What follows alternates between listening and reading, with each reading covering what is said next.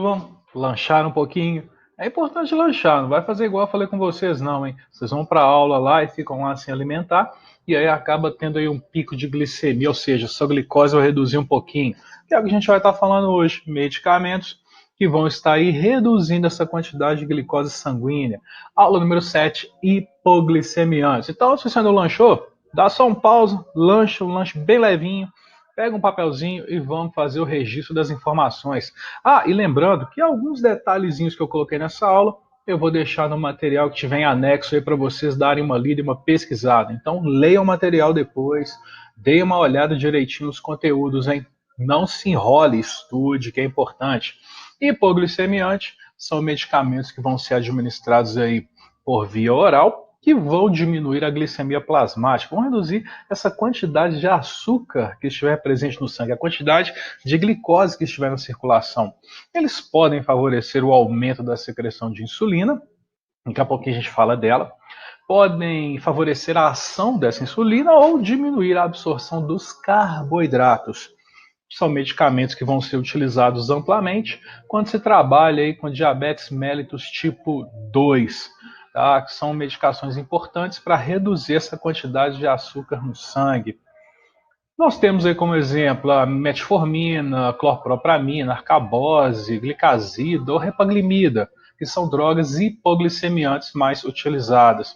E associada com elas, as hipoglicemiantes, os medicamentos, podem trazer alguns efeitos colaterais. Náusea, diarreia, pode provocar sim hipoglicemia, tá? Dependendo da dose, dependendo do volume que a pessoa alimentou durante o dia. A flatulência, aumento de peso, pode ter aí inapetência pela ação da medicação e até mesmo quadros de infecção urinária. São possibilidades que podem surgir. Insulina é um hormônio que o pâncreas ele vai estar produzindo. Vocês vão estudar isso até em detalhes posteriormente, pode ficar tranquilinho.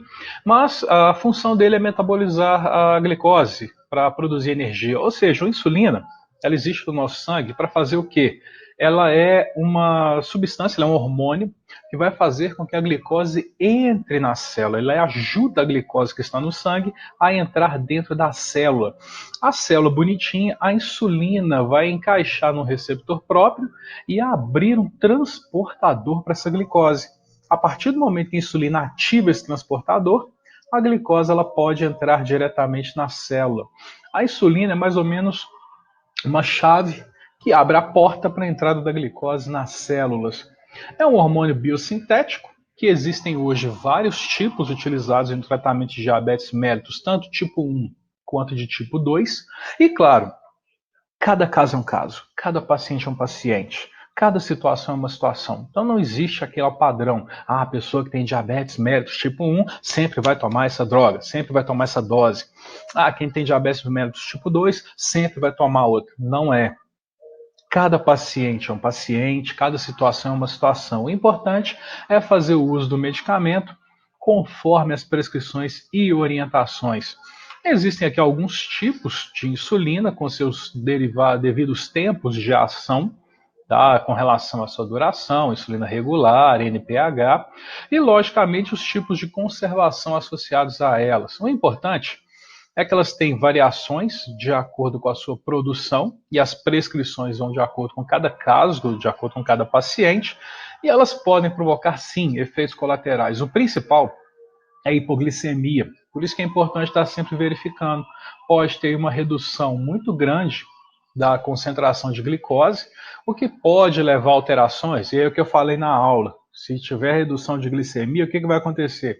Tremor, a pessoa pode ter ali uma tontura, ela pode ter uma lipotímia, pode não ficar legal, fraqueza, pode estar surgindo, pode ficar nervosa, começar a dar uma sudorese, uma transpirada, pode levar um quadro de uma síncope, né, um desmaio, até mesmo a coma, se não for corrigido rapidamente.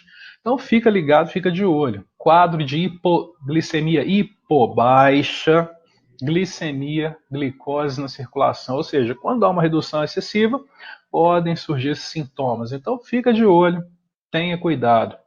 Turma, leia o material que eu vou deixar em anexo, que vai trazer algumas informações legais aí sobre os tipos de insulina. Se liga, façam as atividades e nos vemos aí na próxima aula sem falta. Um abraço.